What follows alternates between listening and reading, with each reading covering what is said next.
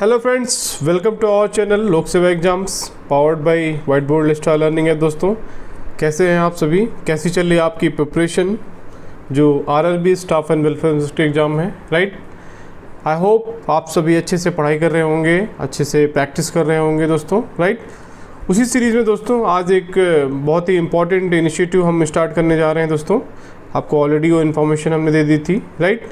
उसमें क्या है दोस्तों, हम जैसा कि आपको पता है practising MCQs is very very important for any examination. जो भी एग्ज़ाम एमसीक्यू बेस्ड है वहाँ पर practising question, practising test series, practising questions very very important. ठीक है, आपको अगर सिलेक्शन पाना है तो प्रैक्टिस करना पड़ेगा, बार बार रिवाइज करना पड़ेगा। ठीक है, उसके अलावा कोई और ऑप्शन नहीं है, राइट? उसी सीरीज़ में दोस्तों इसी जो सिद्धांत को फॉलो करते हुए, राइट, जो भी मेरा प्रीवियस एक्सपीरियंस है यूपीएससी में, मैं 3 बार I have cleared 3 prelims, right, mains, then interview also I appeared in UPSC, right? तो उसके बेसिस पे दोस्तों मैं अपने प्रीवियस एक्सपीरियंस से आपको बताता हूँ कि practising MCQs the test series is the key for success. ठीक है, स्पेशली फॉर एमसीक्यू बेस्ड।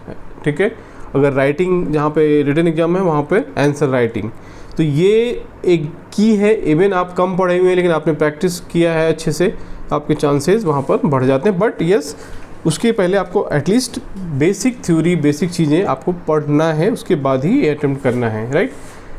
ठीक है, तो उसी सीरीज़ में दोस्तों चलिए हम आपको जस्ट यहाँ पे मैंने थोड़ा सा आपको एक जनरल इन्फॉर्मेशन दिया। Now coming back to the our initiative, I already told you.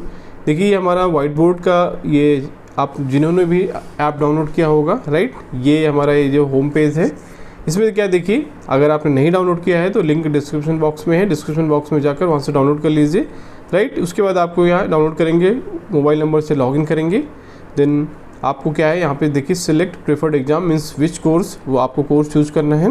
Then RRB welfare inspector exam 2025 save करेंगे, ये होम स्क्रीन आ जाएगा, राइट? इसमें देखिए इसमें आपको जाना है टेस्ट सीरीज़ में। टेस्ट सीरीज़ के अंदर जाएंगे, देखिए यहाँ पर बहुत सारे ऑप्शंस हैं, labour law, mock test. Then यहाँ पे देखिए दूसरा जो हमारा इनिशिएटिव है, डेली 9 PM 9 क्वेश्चन, राइट?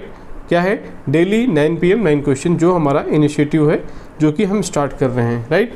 उसके बाद देखिए और भी बहुत सारी चीज़ें हैं यहाँ पर। देखिए daily practice quiz in English, test series in English. जो भी दोस्तों इंटरेस्टेड हैं टेस्ट सीरीज़ के लिए प्रॉपर, देखिए इंग्लिश और हिंदी दोनों लैंग्वेज में टेस्ट सीरीज़ भी है, तो स्टार्ट है, ऑलरेडी चल रही है, आप ज्वाइन कर सकते हैं, अभी भी आपके पास पूरा टाइम है, राइट? लेकिन टॉपिक वाइज एमसीक्यूज देखिए, यहाँ पे सारे टॉपिक जितने भी हमारे सिलेबस में मेंशन टॉपिक हैं, सारे टॉपिक के यहाँ पे एमसीक्यूज अपलोड कर दिए गए हैं, राइट? कोई भी अभी पेंडिंग नहीं है, all topics are covered in this, right? Understood? ठीक है, उसके बाद देखिए प्रीवियस ईयर पेपर्स यहाँ पे 2015 का, 2019 का जो पेपर है हिंदी और इंग्लिश दोनों में यहाँ पे अवेलेबल है। तो ये सारी चीज़ें आपको देखिए यहाँ पे मैं बता रहा था। चलिए मैं बता देता हूँ आपको। तो डेली जो 9 PM 9 क्वेश्चन है, तो ये स्टार्ट हो दोस्तों। तो आज मैं पहला दिन है, मैं आपको उसका एक्सप्लेनेशन देता हूँ क्वेश्चंस का। देखिए इस पर जाएंगे आप, ये डेली 9 बजे शाम को ये ओपन होगा, उसके पहले ओपन नहीं होगा। उस दिन का जो भी क्वेश्चन होगा वो डेली 9 बजे 9 क्वेश्चन आपको दिए जाएंगे, अटेम्प्ट करना है। फिर उसके बाद आपको उसका रिजल्ट आएगा, फिर नेक्स्ट डे फिर से आपको अटेम्प्ट करना है उस दिन का।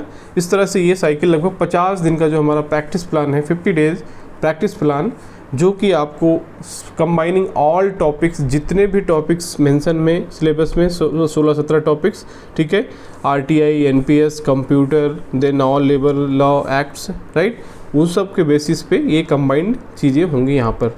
ठीक है, चलिए तो हम आज पहला दिन का क्वेश्चन देख लेते हैं, क्या क्या क्वेश्चन है। देखिए ऑलरेडी हमने अटेम्प्ट किया हुआ है। अटेम्प्ट करने के बाद देखिए यहाँ पे आपको रैंकिंग आएगी, कितना आपने सिक्योर मार्क्स किया है, ठीक है, कितने लोगों ने अटेम्प्ट किया, कितनी आपकी रैंकिंग है, ये सारी चीज़ें भी यहाँ पर आप देख सकते हो, राइट? नाउ रिव्यू आंसर में जाएंगे, देखिए तो यहाँ पे क्वेश्चन आ जाएगा, क्योंकि ऑलरेडी मैंने अटेम्प्ट कर रखा है। चलिए मैं आपको एक एक करके क्वेश्चन बता देता हूँ। देखिए पहला क्वेश्चन क्या है, देखिए यहाँ पर पहला क्वेश्चन है कि भारतीय कारखाना नियम 47 के तहत कारखाना की परिभाषा दी गई है किस सेक्शन में? आपको पता है जो भारतीय कारखाना नियम है, Indian factories act 1948, it is part of our syllabus, ये हमारे सिलेबस का पार्ट है। इसमें फैक्ट्रीज की डिफिनीशन अंडर विच सेक्शन दी गई है। यहाँ पे मैं इसको इंग्लिश में भी रिपीट करते चल रहा हूँ, ठीक है? तो जो भी इंग्लिश स्टूडेंट्स हैं, इंग्लिश मीडियम के स्टूडेंट्स हैं, उनको भी कोई दिक्कत नहीं होनी चाहिए, आई होप।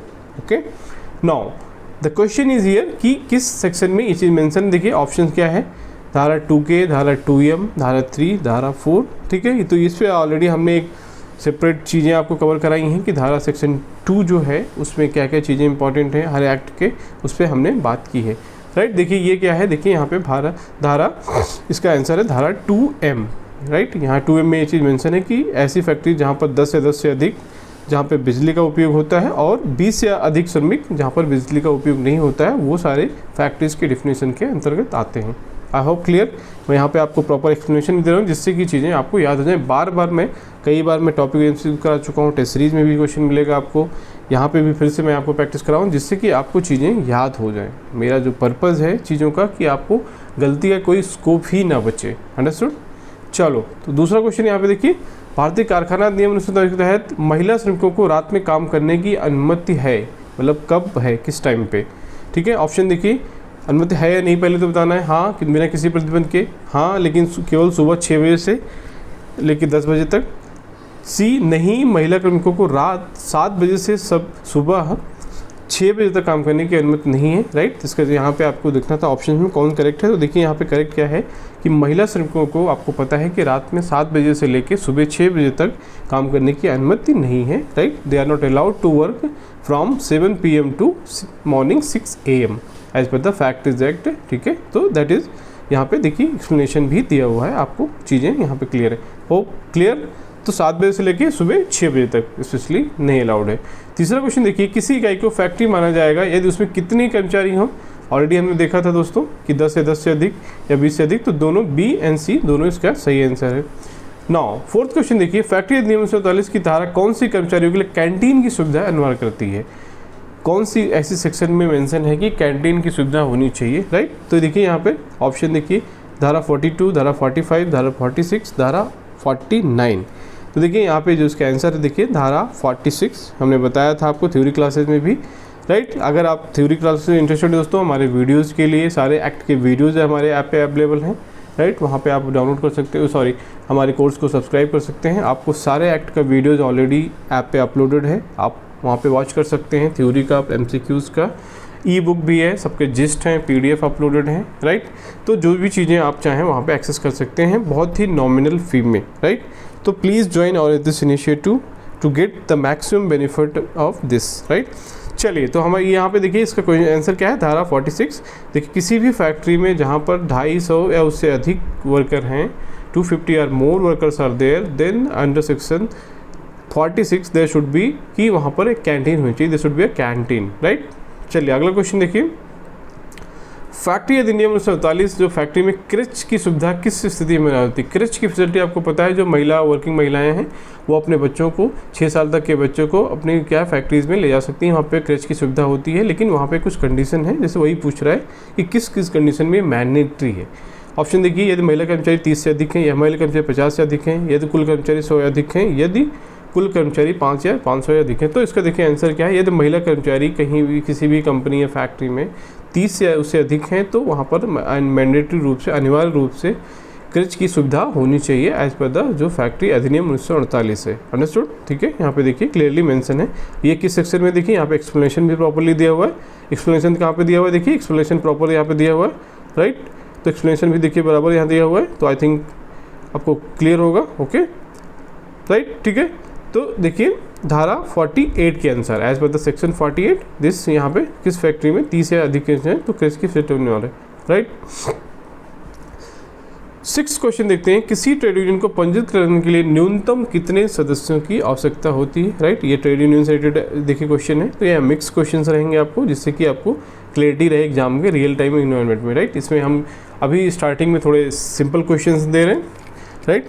धीरे धीरे इसका डिफ़िकल्टी लेवल बढ़ाएंगे, जिससे कि आपको थोड़ा से शुरुआत में प्रॉब्लम ना हो, अंडरस्टूड। तो यहाँ क्वेश्चन क्या है देखिए, ऑप्शन क्या है 2, 5, 7, 9। ये देखिए सिंपल क्वेश्चन है, ऑलरेडी कई बार हमने देखा है कि 7 या उससे अधिक मिनिमम न्यूनतम संख्या होनी चाहिए for registration of any trade union, understood. तो एज पर द सेक्शन देखिए यहाँ पे धारा 4 के अनुसार, सेक्शन 4 के अनुसार ये नियम बनाया गया है, अंडरस्टूड। 7वां क्वेश्चन देखिए, ट्रेड यूनियन अधिनियम 1926 मुख्य रूप से किसे सुरक्षा प्रदान करता है, राइट। ट्रेड यूनियन जो एक्ट है, it provide security to whom, only केवल श्रमिकों को, केवल नियोक्ताओं को, श्रमिकों और नियोक्ताओं दोनों को, ठीक है, या केवल सरकार को। आपको पता है दोस्तों, बहुत लोग कंफ्यूज रहते हैं। ट्रेड यूनियंस एक्ट जो 1926 है, ये एक्चुअली दोनों जो एम्प्लॉय और एम्प्लॉयर है उसको सुरक्षा प्रदान कर सकता है। Even employer can form a union, ठीक है, आपस में जो एम्प्लॉयर्स का यूनियन फॉर्म हो सकता है, ग्रुप बना सकते हैं, जिसको बोलते हैं कंसोलिडेशन या कॉन्फेडरेशन या cartel kind of thing informal language में, राइट। बट ये दोनों के लिए ये ऑप्शन है, राइट। तो इसलिए ये यहाँ पे थोड़ा सा लोग कंफ्यूज हो जाते हैं कभी कभी, बट इसको आपको ध्यान रखना है। 8वां क्वेश्चन देखिएगा, ट्रेड यूनियन की सदस्यता लेने की न्यूनतम आयु क्या होनी चाहिए। ट्रेड यूनियन का देखिए यहाँ पे पूछ रहा है सदस्यता लेने के लिए, ऑफिस में बनने के लिए अलग एज है, सदस्यता लेने की अलग एज है। तो देखिए जो मेंबर बनने के लिए मिनिमम एज क्या है, 15 years. Any 15 years person can become a trade union member. But office where बनने के लिए देखिए क्या है, उसका क्या है, ज़्यादा है एज 18 साल, राइट। तो धारा देखिए यहाँ पे क्या है, सेक्शन भी दिया हुआ है, सेक्शन 21 के अनुसार 15 वर्ष से उससे अधिक व्यक्ति कोई भी ट्रेड यूनियन का सदस्य बन सकता है। तो यहाँ पे हमें प्रॉपर एक्सप्लेनेशन भी दिया गया है। अंडरस्टूड। 9th क्वेश्चन देखिए, एनपीएस में कौन खाता खोल सकता है। एनपीएस में खाता खोलने देखिए यहाँ पे क्या कंडीशंस है। ओनली सरकारी कर्मचारी, केवल निजी क्षेत्र के कर्मचारी, कोई भी भारतीय नागरिक 18 से 70 साल, केवल वरिष्ठ नागरिक। तो आपको पता है दोस्तों, एनपीएस का जो मेंबर बनने का जो है वो है क्राइटेरिया है, वो क्या है देखिए, कोई भी भारतीय नागरिक 18 से 70 साल की आयु के बीच किसी भी उसमें क्या है एनपीएस अकाउंट खोल सकता है, राइट। तो ये एनपीएस का विजिबिलिटी है। ओके दोस्तों, तो ये दोस्तों हमारा रहा आज का जो हमारा डे 1 का पहले दिन का जो क्वेश्चन था दोस्तों, ठीक है, जो 9 PM 9 question challenge, right. I hope आपको ये चीज़ें हेल्पफुल होंगी एग्जाम के लिए। तो please participate in large number, share करिए अपने फ्रेंड्स को भी, राइट, अपने दोस्तों को भी इसका इनिशिएटिव का ज़्यादा से ज़्यादा लोग फ़ायदा लें, ठीक है। जिन्होंने भी ऐप डाउनलोड नहीं किया दोस्तों, वो हमारे जो डिस्क्रिप्शन में है वहाँ पर इसका ऐप का लिंक दिया हुआ है, वहाँ से आप डायरेक्टली डाउनलोड कर सकते हैं, राइट। मोबाइल नंबर से लॉगिन करके आप जो भी चीज़ें हैं इसके फीचर्स एक्सेस कर सकते हैं। देखिए, राइट, ये हमारा होम स्क्रीन देखिए। ई बुक्स में आपको बता दूँ थोड़ा से, राइट। तो ये हमारा आज का जो डे 1 का जो 9 PM 9 क्वेश्चन था उसको कंक्लूड होता है, राइट। ई बुक में देखिए दोस्तों, मैंने आपको बताया था, यहाँ देखिए लेबर लॉज ई बुक है, सारी चीज़ें अवेलेबल हैं, राइट। उसका समरी है हिंदी और इंग्लिश दोनों में। लेकिन माइंस एक्ट, आरटीआई एक्ट की summary, section 2 of all act देखिए, हमने बताया था कि सेक्शन 2 स्पेशली जो है सारे एक्ट का यहाँ पे देखिए समरी है, उसका डॉक्यूमेंट यहाँ पे अवेलेबल है। इस तरह से लेबर लॉज, इंडियन कॉन्स्टिट्यूशन से रिलेटेड जो चीज़ें हैं उसका है, इंटरनेशनल लेबर ऑर्गेनाइजेशन का है। देन एमसीक्यूज़ पीडीएफ बहुत इंपॉर्टेंट है। देखिए यहाँ पे 11 एमसीक्यूज़ जो है टॉपिक्स के उसके अपलोड हैं, राइट। 2-3 बचे हैं, वो भी जल्दी ही अपलोड हो जाएंगे आपको, right. Then previous year papers का पीडीएफ यहाँ पे अपलोड है, देखिए दोस्तों, राइट। 2015 का, 2019 का, हिंदी इंग्लिश में, राइट। हिंदी थ्योरीज हैं जो ओरिजिनल लेबर एक्ट दोस्तों मैंने बताया था आपको, जो बेयर एक्ट है इंपॉर्टेंट है बहुत। ओरिजिनल बेयर एक्ट का भी पीडीएफ यहाँ पे देखिए हिंदी और इंग्लिश दोनों लैंग्वेज में जितने भी सारे टॉपिक्स मेंशन है सबका अपलोड कर दिया गया है अंडर ई बुक्स, राइट। तो आपको क्लियरली अंडर ई बुक्स में आपको जाना है तो पीडीएफ फाइल्स जो मिल जाएंगी, और टेस्ट सीरीज में जाएंगे तो आपको सारे क्वेश्चंस यहाँ पे जो भी है, जो इनिशिएटिव है practice question, test series, topic और MCQs, daily 9 PM 9 questions, mock test, everything यहाँ पे आपको टेस्ट सीरीज के अंदर मिलेगा। ये अंडरस्टूड, राइट। आई होप आपको समझ में आएगा दोस्तों ये इनिशिएटिव क्या है, किस चीज़ से लिए है। ये आपकी हेल्प करने के लिए दोस्तों प्रैक्टिसिंग एमसीक्यूज बहुत इंपॉर्टेंट है, राइट। तो चलिए, आई होप आपको समझ में आया होगा। अगर आपको लगता है ये इनिशिएटिव है, ये यूज़फुल है आपके लिए, please join our channel and subscribe our channel also and download this app and attempt this जो MC challenge, daily challenge, right. So thank you for watching this video. मिलते हैं अगले वीडियो में अगले कंटेंट के साथ। Thank you so much, right.